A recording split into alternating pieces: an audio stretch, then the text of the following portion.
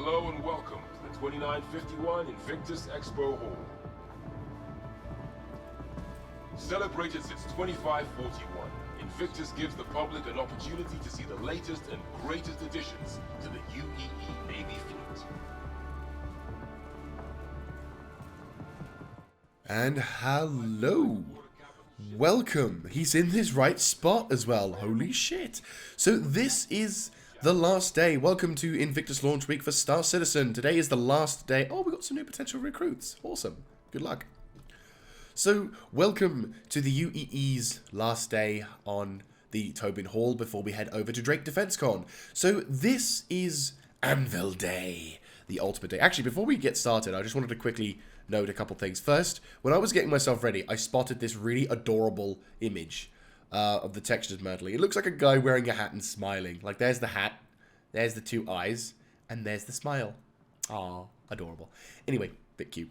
So anyway, second of all, couple of caveats. First, there is a series of constant fireworks going up above the Tobin Center. Don't know why they thought it was a great idea, but it's there. So my apologies for that.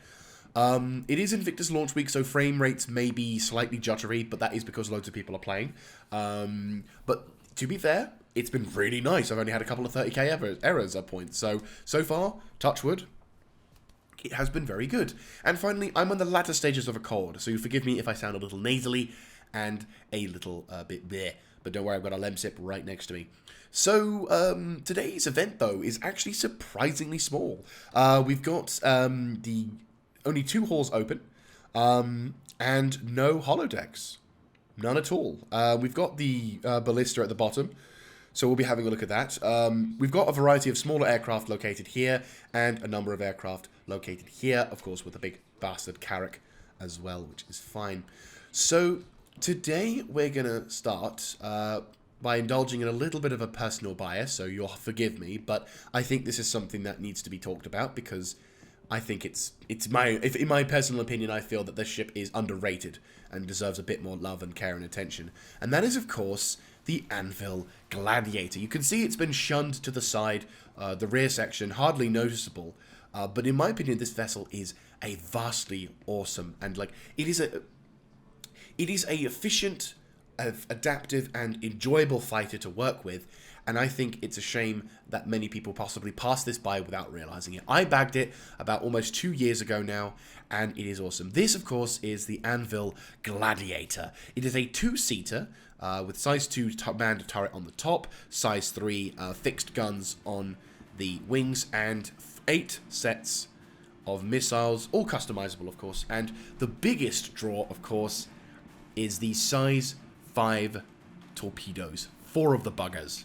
And these particular ones, I've done a bit of research, are the Stalker Mark 5s, which do the most damage of size 5 torpedoes. Now, the thing that's interesting about this is that this ship, in comparison to such other vessels which can use size 5 torpedoes, namely the Aegis Vanguard Harbinger, that one can only fire 3. And it's a much bigger ship, much less maneuverable. While yes, has the forward firepower and maybe a bit more armor and whatever, it, in my opinion, lacks that ability to effectively use them. A, because there's only 3 of the fuckers, and 2, and B, it's not really working as a fighter. It feels more like a bomber. It feels more like a slow-moving bomber. Whereas this vessel, this ship, is a fighter. It's the Y-wing. It's a ship that can do a decent amount of damage if you equip it properly. And I love it. I equipped tarantulas on these things as an experiment. And yeah, it was absolutely fantastic. I had a lot of fun with this ship. I was able to knock out ground defenses in one shot, which is really nice. So if you're ever getting those bunker missions where you have to go down onto a planet to nuke them, but you don't want to have to get have the pain of getting this big ass fucking ship, the Vanguard out, you've got this. And you've got 4 tries to knock out those missiles before you have to come in closer. And I was able to knock them out with very little trouble. And I'm hoping, with regards to the turret situation, I'm hoping eventually we can get the slaves system to put those turrets to the pilot's use. Even if it's just you jerry-rig them so that they fire forward like the fixed weapons. That, to me, is going to be fantastic. But no, this is effectively Star Citizen's Y-Wing in my eye. and I think it deserves a bit more love and attention. So if you have the chance to fly around in this ship, do it. Buy this ship. If not this event, have a look at it in CitizenCon when Anvil comes along, because this ship deserves more love. Hashtag love for the Glad. Definitely want to make something out of this, because this ship is worth it, and I think it's a shame that it gets so underrated. But anyway, moving on, as much as I don't want to. Best purchase I ever made in the game. My favourite fighter of all time. So moving on to the lesser ships, or the more popular ships, but for the normies, we have, of course, the Anvil Arrow, the light fighter that is stupidly mobile, stupidly quick, and has about as much armor as a paper bag. The shields will last you a little bit, maybe one hit of a medium-sized gun, but if you take substantial hits, and that's not much, you will die. Weapons armament is all size 1s with maybe size 2 missiles. Like size 1 weapons with size 2 missiles. Or guns size 2, well yeah, you know what I mean. Brain's not working 100%, Lemsip needs to be drunk. Not a bad little bit of fighter. I own one because I kind of like the mobility. And if I ever fancy just fucking around in a ship, which gets me from A to B, planet sidewise quickly, then this is one. But at the same time, it's not one that I prioritize. Again, I have a better light fighter. We'll be seeing that on Drake Day. But still, a pretty good bit of kit for someone who likes to fly around, losing their shit over how quickly they can turn. So we go from a fighter to a transport vessel, which actually also acts like a very good fighter. This, of course, is the C8 Pisces. Now, you can get the Pisces standalone, or you can get it as part of the Carrick pack. But the main intention of this ship is that you're able to get off the Carrick. You know, your Carrick arrives on planet side, you know, in orbit, and your little vessel, this little ship, pops off the internal hangar bay and flies down to the planet, saving you a trip with the Carrick. But it's not a bad bit of kit. You've got a nice little cargo bay space, room for 2 pilots, well, 2 spare, or you can carry up to, I'd say, a squad. You have to be careful how you move them about, but still, you have room for a squad. View from the cockpit is actually pretty nice. I'm trying to be a little bit more expedient, so we're not going to be constantly jumping in and out of cockpits on this one. But no, it's a good bit of kit. All the MFDs that you need to have are to your front. It's slightly problematic because they're not all in the player's view, but at the same time, still nice. And a bit of a funny story. When I was, a few months ago, during the PvP event, where you can get the Vandal mask, some idiot decided to attack myself and a friend of mine whilst we were mining with the Grey Cat ROCs, which is like the little mining ground vehicles. Unfortunately, my friend got knocked out in the ROC, and I was running it back to the Carrick to try and see if I can get on the guns to defend, where another friend of mine came along in the Pisces and proceeded to shoot and scare off the Gladius that the bastard had showed up in. So a Gladius ran from a fight from a Pisces. Never ever ceases to amaze me. So as we make our way around the hallway, we are approached by this ship, known as the Anvil Hawk. Now, the Anvil Hawk is not a dedicated fighter platform like the Arrow, but instead is a bounty hunting vessel with a poop scoop at the back, or as I like to call it, the poop scoop. I'm not entirely sure what the official term is, but this ship is equipped with a number of size 1 and size 2 neutralizing weapons, and you can get into this ship via this front point. It's probably one of the only few ships that I'll be getting into in this particular day, just because of where you need to go to actually get into the thing, even though nowadays they actually show you. But in terms of viewpoints, this ship isn't too bad. All the MFDs are to your front, which is great. Everything else is in a decent location. View-wise, again, not bad. A couple of struts here and there, but nothing too obstructive. But a very enjoyable little ship. Though, in my previous experience of flying it, it was quite stiff. It didn't really feel like it could move very quickly. And again, I don't think this vessel is designed to be a dogfighter. This is more of a, you fly around, you ambush your prey, you neutralize the ship, and then you carry your package home inside the poop scoop. So, what is the poop scoop? Well, this is the poop scoop. So, in future bounty hunting missions, you will be able to capture your opponent rather than kill him, like the current meta is at the moment. So when you have coerced your target into surrender, you may politely request that he get into the poop scoop, which is this lovely little chair here, which looks very comfortable. So your person is put into the suit, into the ship, and the person gets into the vessel, and there he will stay inside the poop scoop until you are at the appropriate prison, whereupon they will gladly take him away from you and offer you the bounty for the person's arrest, which I think was a really nice thing, which will be a really nice feature.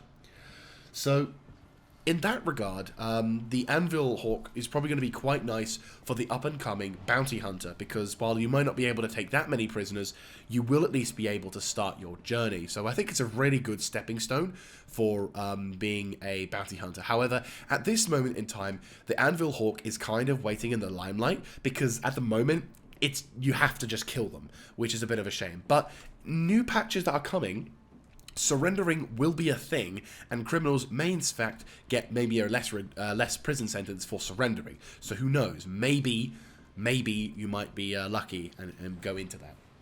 So here's another ship which you don't actually see at all.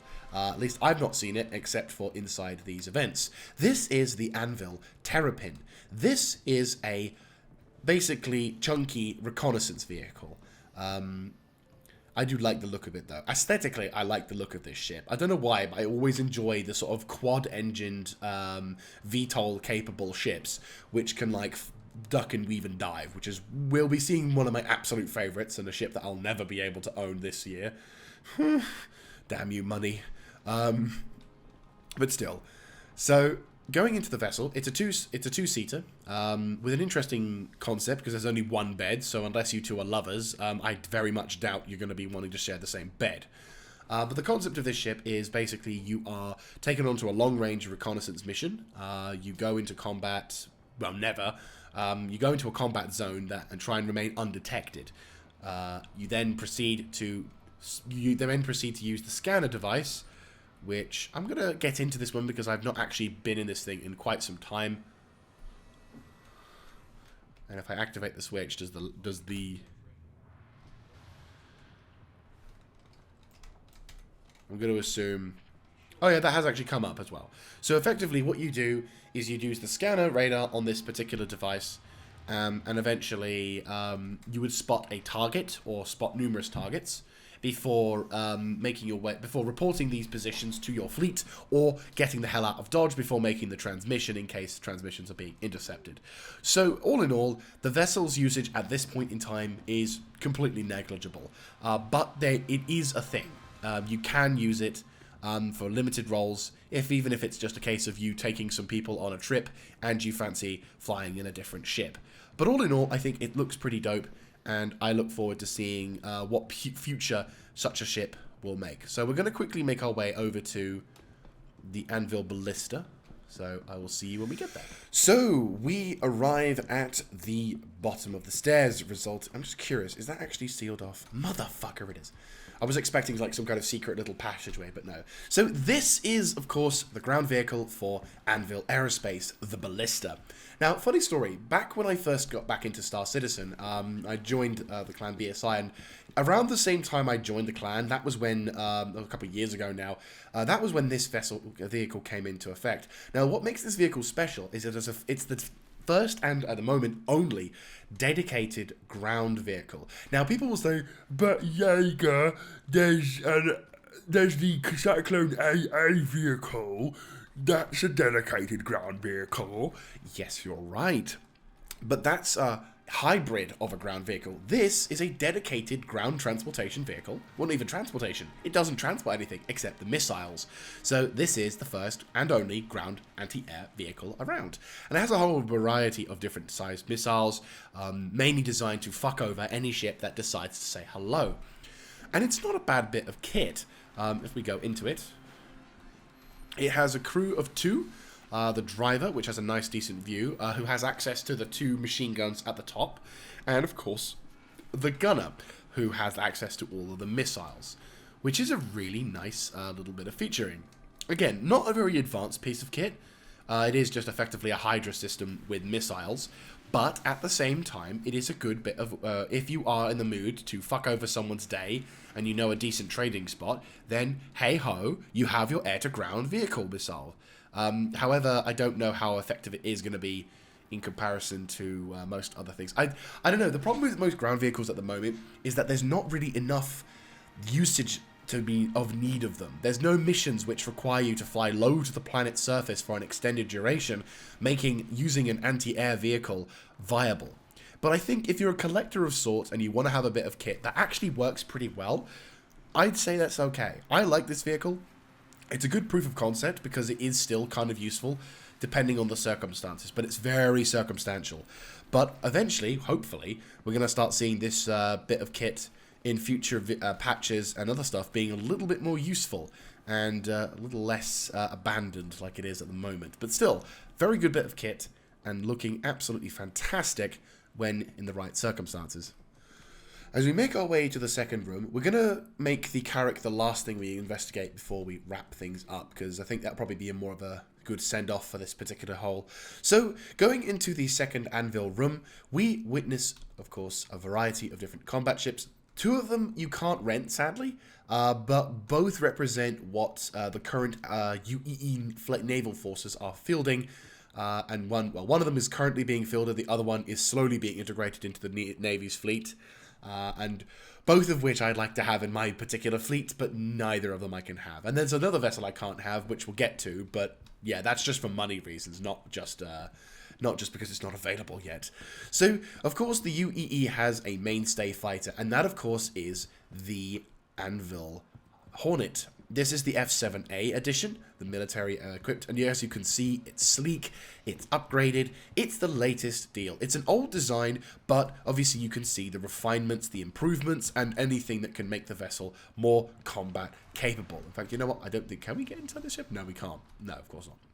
So, there goes a very, very nice vessel, but it's old. It's been in the UEE for quite some time, and, of course, we'll need a replacement. We'll get to that replacement soon.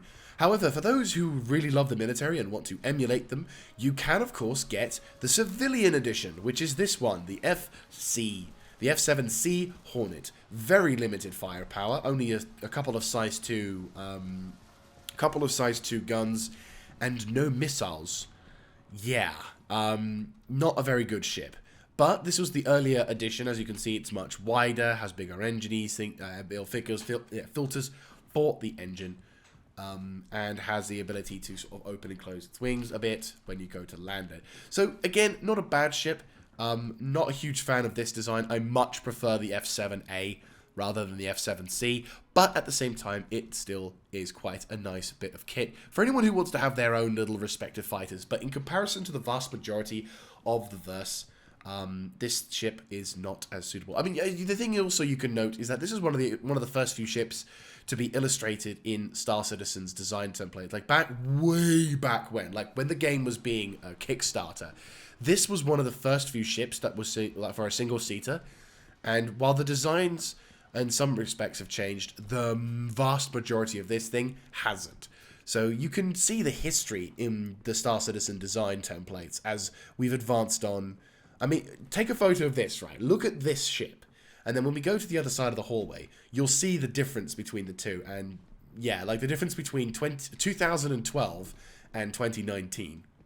So we've looked at the older design of the Hornet, and now we get to look at the new, much more improved design. This, of course, is the F8 Lightning. And as you can see, in comparison to the older design, this vessel is much more suited, much more beautiful, and much, probably, more deadly. Because, you know, we've yet to see it in actual action yet. But, oh, she does make a good first impression. And of course you've seen her across the verse. At the Invictus launch week previously, we saw her for the first time in-game. But of course we have had trailers from the Squadron 42 from previous years. But the 2019 and 2020 was the first time we actually properly saw her. so many players, myself included, want this ship. This is an absolutely beautiful vessel with a vast array of firepower, and I can imagine as soon as this vessel is given out to the verse, it's going to be so fucking sought after and loved and cared for. At the moment, the only ways you can really acquire this ship is to either have completed the Star Citizen standalone game, Squadron 42 single-player game, and this basically becomes an option for you to purchase in the verse once you've completed it, or you have spent a fuck ton of money and have gotten yourself to the master, like the highest level of concierge points. That's pretty much the only ways you can do it. And depending on how you've done stuff, you can either have done little and often over the course of the years that this game's been active, or you could have perhaps decided to win the lottery and decide to utilize the money on quite a good cause. So either way, an absolutely fantastic ship, which I'm desperate for, and I can't wait to get one once I've completed Squadron 42. So we make our way to this ship. Now, this ship, I would say, is a great idea, and also equally great fun, but you start off on the back foot royally, and that is the Hurricane. Now, the Hurricane is a two-seater heavy fighter with a capacity to do quite a bit of damage and royally ruin someone's day. But I'm going to kind of put a special clause in effect, because obviously it's a heavy fighter, and how I see it, when there's two people. But when there's one, I would classify this as a medium firepower, medium ship, because you only have two guns at the front and some missiles to work with. The quad autocannon at the back has to be manned by another player, meaning any kind of firepower that you may think you have is basically halved, if not quartered, by what kind of weapons you take with you. And this situation is made worse by the fact that the stock weapons they give you are shotguns. Now, if you've not played Star Citizen before, shotguns in the space is akin to harsh words in a firefight. They are useless. The only time I've ever really felt that shotguns are perhaps useful is if you're right up the bum of a ship and you're not fighting it because you're trolling it. Like, these things do not have any kind of combat capacity whatsoever. And I will go down and say that, because never have I seen any player in PvP using shotguns against another player and winning. I've never seen this. Even against AI, you're making yourself have a hard time. So if you like the design of the ship, and you like how to get into it, by the way, this vehicle, you get into the front and the rear like you do the Gladiator. But yeah, the first thing I'd recommend you do is you take these guns out and replace them with something more useful. Gatling guns, autocannons, lasers, attritions, anything. Just not these pieces of junk. It's gah, you know? Just gah. Anyway. So, we now make our way to the center ship in the room, and one of my favorite transport ships in Star Citizen at the moment, and probably for a very long time afterwards. So, this is the Anvil Valkyrie. This is a massive quad engine with VTOL capacity transport ship with the ability to take about 20 troops, one ground vehicle, or two ground vehicles depending on how you roll about, and a very decent, which is still quite maneuverable and capable of dogfighting. I would say my proudest moment, which I will attempt to upload at some point, is a kill on Eclipse. We had, during one training session, I was actually luckily able to record that. But no, so this ship has been in the verse for quite some time now. I think over, I want to say it's almost been 5 years. No, it was 2018 when it came out. Was it 20? I can never, it's been so long. It's either 2018 or 2016. I'm gonna try and, if I will look this up when I finish recording, and I will post it in like the text that will be showing right in front of me. So it was either 2018 or 2016. But either way, the ship has been out for more than 3 years, and this vessel has, despite its length in the verse, the design is actually quite sturdy. You can do quite a lot with this ship, both in military and in civilian. A good example of this is if you've got the ROC, and it's got that bug where the mining laser goes directly 90 degrees up. The Valkyrie has not a big enough ceiling for you to survive it. You also, if you bought the ROC DS, you'll also have the ability to utilize you'll be able to drive it into this vehicle and still have enough room, which is quite nice. Another useful feature, of course, is that, which you don't actually notice until someone shows you, is you actually have a little ramp on the side to stop vehicles from rolling into and killing any poor bastard who is attempting to do something if the vehicle starts moving about, which is cool. A nice little tiny feature, which actually can be a lifesaver when it comes to driving into the ship. You have a variety of different secure catches, little things to open up, and of course, you have the ability to deploy the heavy machine gun. And as you can see, we can't really do anything because, you know, they've disabled all of the weapons in this thing, but you have the ability to provide firing support for your crew as you make your way into a hostile environment, which is a very nice, funky feature for someone who wants to defend their crew going in. You can also get into the ship from this side access panel. So if you don't want to have to constantly go via the back door, you can just jump up to this vessel like so, and you're in, which is really, really cool. It is dangerous, of course, when you're high on atmo, because you can easily fall out of the ship. And especially now with the inertial issues being a factor, you could easily get knocked out the ship with the windows open. So I'm fairly certain someone's going to have that, which is going to make me laugh my ass off. But yeah, there you go. So the design of the ship is actually kind of interesting. It's basically on a two-layer system. The first layer is all dedicated to the people who are being transported and maybe an auxiliary crew member who got the lucky number. So as you can see, row of 5 on each side. One room, and here's t'other. So if you're deploying for a somewhat larger operation, you have a room for 20 Marines plus supporting weapons if necessary. You then make your way to the bow section of the ship, where you are given the opportunity to get in the ball turret at the bottom at the front section of the bow section of the ship, which is pretty dope as fuck. I quite like it. Open the door. There we go. There we go. So then, of course, once you've dealt with the ground vehicle, like you've got your all stuff ready to go, you then head up to the upper section of the ship. This is where the ball pilot for the location for the ball turret on the top of the ship is given. As you can see, there's also all of the crew quarters for the vessel, and you can tell what the pilot is. He has the snazzier bed linen and stuff, and they've been promoted. They got all the bed linen for them as well. That's wonderful. Previously, it was just the pilot got the pillow and no one else did. Kind of glad that they've changed that up now. And of course, what long-range combat mission vehicle will be around without a shit shower? You gotta have it. You gotta use it. So the interesting thing here also is you've got 2 remote turret access points as well for each of the turrets on the extended struts. So you've got extra firepower with protection. And then as you make your way down to the ball section turret, or cockpit, you are presented with this lovely open and wide view. Yes, you don't really have much of a downward view, but you do have a damn good MFD display, as well as the really good visual display all around. The pilot gets access to a couple of Gatling guns on the front as well, so you do get the ability to do something whilst in combat. This vessel is meant to be dropped in combat. It's not designed to be mucked around with, but for me, I fucking love this ship.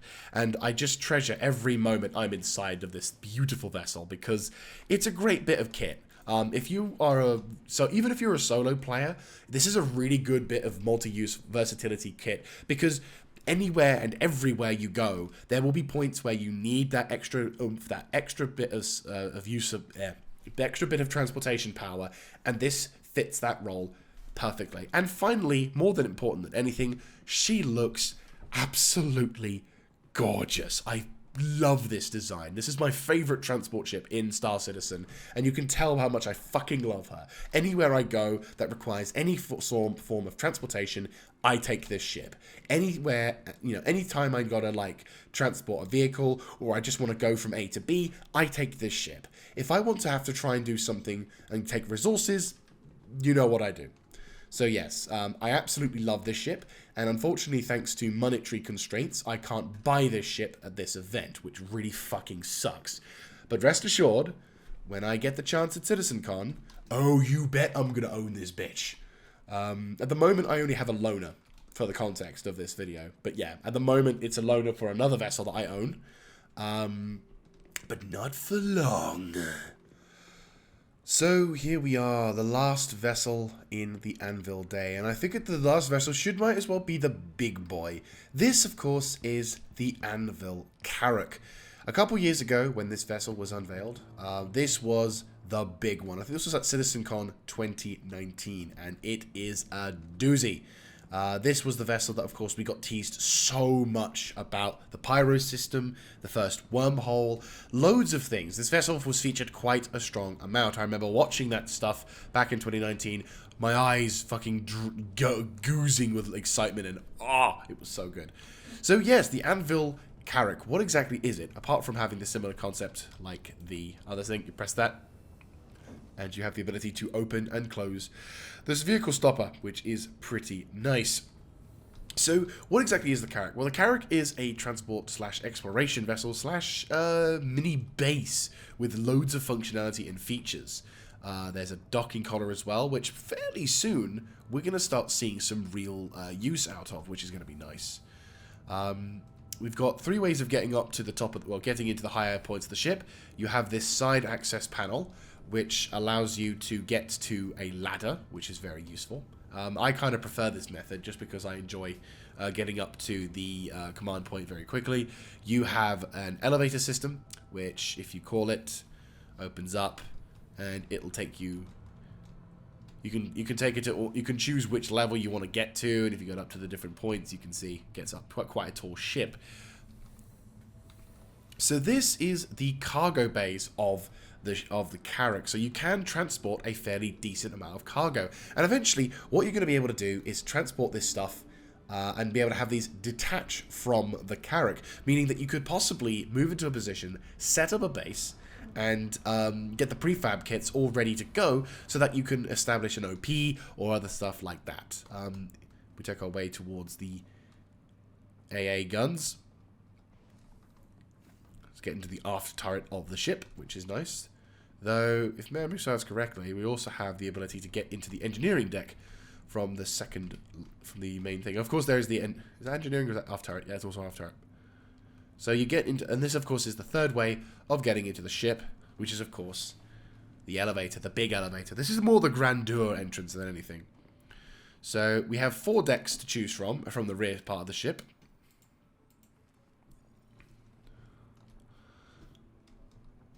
The habitation deck, which has all the bog standard stuff that you need to have. Make your way through. This has the famous medical bay, which was one of the first few ships to utilize this medical bay. Open it up. Utilizing a bunch of lower class beds, but of course if you own the ship and you want to have a place to set your respawn to, you need only go to this bed, lie down, and there'll be an option to set as preferred ICU, or if you head over to here, there's like an option to, when you're on the ship, when you're flying around with it, there's an option to set as preferred ICU located there as well. So all in all, a really cool system. Nice little storage room for all your medical needs, because you know what, we need medical shit.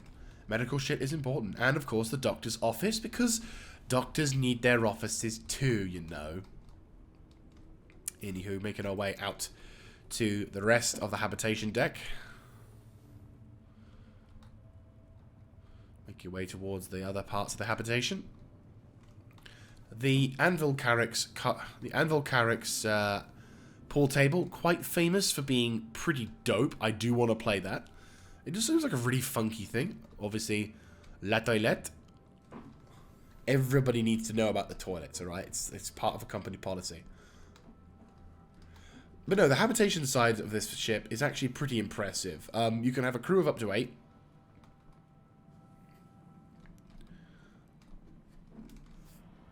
Because you got to have all the people to man the different guns, all that jazz. I'd say 8 because you can also utilize and defense crew of Marines. 4 people to start with, 4 people working in different rotation shifts, which is nice.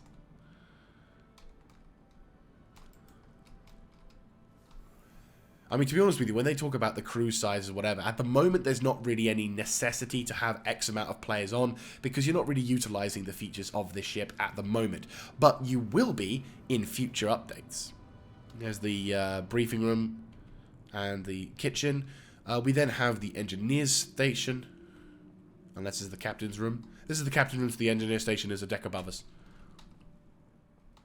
I can never remember which way it was. I always thought the captain's room was more above, but nope, this is the captain's room. Lucky Git gets his own bedroom and his own shower with his own personal shitter with a personal shower. What a bastard. God. Still, pretty dope room. And then, of course, we have access to the bridge. Now, the bridge kind of has this interesting quirk because you can technically have the bridge of 2 levels. The first level has the dedicated pilot seating arrangement. Obviously, that's the pilot, co-pilot, another pilot. Nothing too fancy or too snazzy about that. But you can also, if you're running the ship on your own and you want to have a bit more of a snazzy nature to it, call down the lift, make your way up to the upper bridge.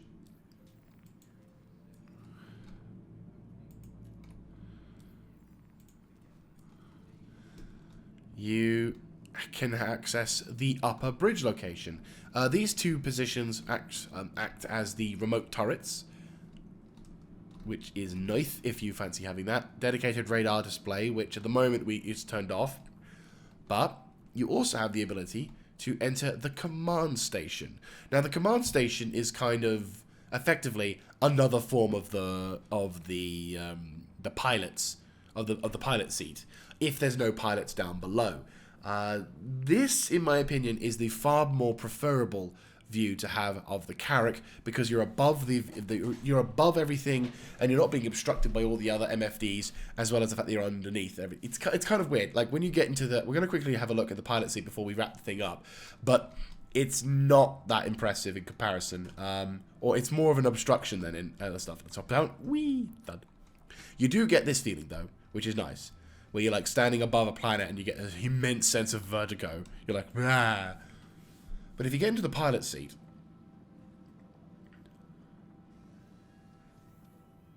all of these MFDs, which yes, provide you information, doesn't really give you, in my opinion at least, the sense of freedom to look around as much. Like, yeah, you can, but I don't know. I prefer the commander's view. I feel like I have more visuals in that regard. You do lose out on the MFDs, though, which are all in your vision point, which is really nice. So, there you go for that one. Anywho. So, as we make our way towards the side panel, there should be a spare elevator for us to showcase. There it is. So you access this elevator you'll access the bottom of this elevator via the... There we go.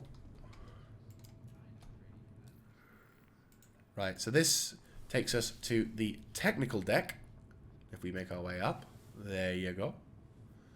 We are given the opportunity to look at the snazzier side of things. First of all, we get access to the drone bay, which at the moment doesn't have any uses, but eventually we will see. Eventually we'll be able to have drones inside these little containers, whereupon then we can experiment and utilize them in either exploration or defense. These are the drone seats that you can operate on, which is cool. I can't wait for drones to become a thing, actually. That is actually one of the things I'm very keen on, because once drones become a thing, oh boy. Engineering station. Repairman's kit and all that jazz, so anyone who wants to make the ship work more efficiently. 3D printer, from what it looks to be. Or a repair station, I'm not entirely sure, but it could be a 3D printer. I mean, I imagine 3D printers will be that cheap and cheerful.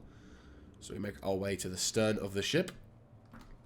This, I can't remember. Oh yeah, you can open and close the door to the hangar bay from here. And this is, of course, the hangar bay where the Pisces would be chilling. A number of ships have been attempted to land into it. The best ships to land into that vessel so far is the Anvil Arrow. And sadly, you can only land the Arrow... well, I think it's like the best thing to land...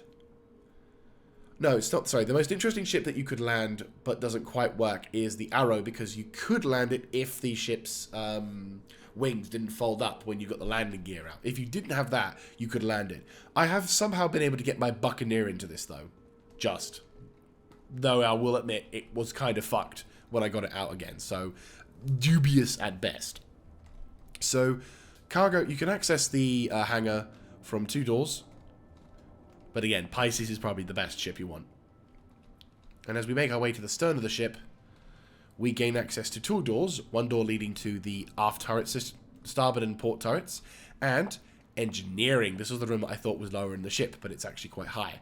This is a dedicated engineering room fielding all of the engines in the Carrick. And as you can see, these things are menacing. Look at the fucking size of these things. And you can go to the back as well, and you can see the quantum jump drive as well. Opening the door. He's a big boy, isn't he? He's also really shit if you have him stock. Yeah, the Carrick has a notoriously slow quantum drive. Not as slow as the MSRs, but really fucking slow. In comparison to most other vessels. So if you do want to get some speed into your ship, quantum engine wise, you will definitely want to consider utilizing buying a new upgrade. You go, there's the shield up. There's the shield gen. Because as always, you always want to make sure your ship has good stuff. And there's a secondary panel access for the coolers. And then you have the fuel tank and everything else. So there you go. Really, really cool. Again, the concept of this ship is primarily to... Hang on. Oh, that's because, yeah. The primary... Yeah. So the concept of this ship is multi-crew action. Like, apart from guns and equipment and fighting, the multi-tool nature of this ship, and there be the internal gravity systems, making sure it working on nice and swanky, which is cool. Which you can have access to if you want. Bum, bada, bum. I think you have access to. Yep, you can. It's been a while since I've been at this part of the ship. That's dope. But yeah, all of these intricate workings of this ship is what I like a lot about this vessel. It's really awesome. It really is awesome. Defense ability, she's not too bad. I've had the pleasure of having some kind of combat with her, but primarily, from what I've found, this vessel's more, at this point in time, utilized as a base of operations ship. Either as an objective to capture, or as a vessel to make vehicles, to get vehicles to launch from. Not really a explorer, which is what the vessel is intended to do. Now, we have one more area to go to, which is the cartography deck. Now, this at the moment is extremely, well, it's not really used at all, but it is something which I think is worth having a gander at, because as you can see, we get the benefits of looking at multiple sectors. In this case, we're looking at Stanton, which I think this is back when, yeah, we've only got, I was going to say, I think this was based back off, yeah, because we only have 1, so 4, which are listed as 5. Yeah, this hasn't been updated, because this has got 5 planets on it, when we currently have 4. One of the planets here is obviously Levski, or Delamere, but unfortunately, since that was removed, because it's not technically part of Stanton, this is not as up to date. But this is the Stanton system. It's just slightly out of date. This thing needs to have a patch or something, but hey ho. But no, the cool thing about this is that as you will eventually go through the verse and exploring and discovering more shit, you guys will get to enjoy looking at some of the new information and then being able to go, you know what, let's go to that random part of the galaxy which we haven't been to yet, which is really, really exciting. So, very cool, very exciting, and I cannot wait to see more of this stuff in action. This part of the ship is a little bit interesting because this thing does, in fact, kind of go out into this thing does kind of go out into the decks as well. Like this goes, you go from the cartography deck straight into the outside, which is the weird thing. This is the airlock, which of course once you've secured the thing, you open the doors up, and then you are treated to the outside of space. But there we go. So, all in all, a very nice ship with multiple features, multiple functionalities. All in all, a very good ship indeed. I can't really say too much about it really, except for it is a very good ship. There is tons of awesome stuff that you can do with this vessel. But at the moment, the main primary thing we use it for, at least from what I may experience, is it's primarily utilized as a transportation and base setup ship. We'll take this to the habitation deck. And then we'll take the cargo ladder down as well. But if you do fancy experimenting, if you do fancy getting yourself a slightly larger than average vessel with the ability to do multi-crew actions, then I could not recommend, like, I would recommend, if you want more combat focused ships, then I would definitely recommend the Anvil, the Aegis Hammerhead. But if you're not so fussed about combat, I'm trying to get into the doorway hatch, but I don't think you can open it from the other side. That's sad. If you want to get into dedicated combat, then I would definitely recommend the Aegis Hammerhead. But if you want to get into non-combat focused missions, and instead you want to fly around the verse with your friends trying to make sure that you can get a decent amount of cargo, vehicle transport or whatever, then I would highly recommend you get yourself a Carrick. Carracks are fun, they have lots of features, they look really cool, and they're quite maneuverable. Overall, a fantastic ship for a crew of friends to muck around in the verse with, whilst also having the firepower to tell any assholes to fuck off royally. And with that, I think we'll have to wrap things up. This is the last day of the Tobin Center. After this, we've got Drake Defense Con, which will be located at the new Babbage spaceport location. So we will be saying goodbye to our friends. Sadly, asshole of the event is not here. So unfortunately, we will have to wait until Citizen Con. Hopefully he'll be there, but if not, it'll be a shame. But hey ho. I hope to catch you guys in the next one. If you like this kind of content, let me know in the comment section down below, clicking on the like button and of course subscribing to the channel. And I will see you for our last day where we'll be looking at the Invictus or Drake Defense Con rather than Invictus Week. Have a good one, guys. This is Mr. Jaeger signing out.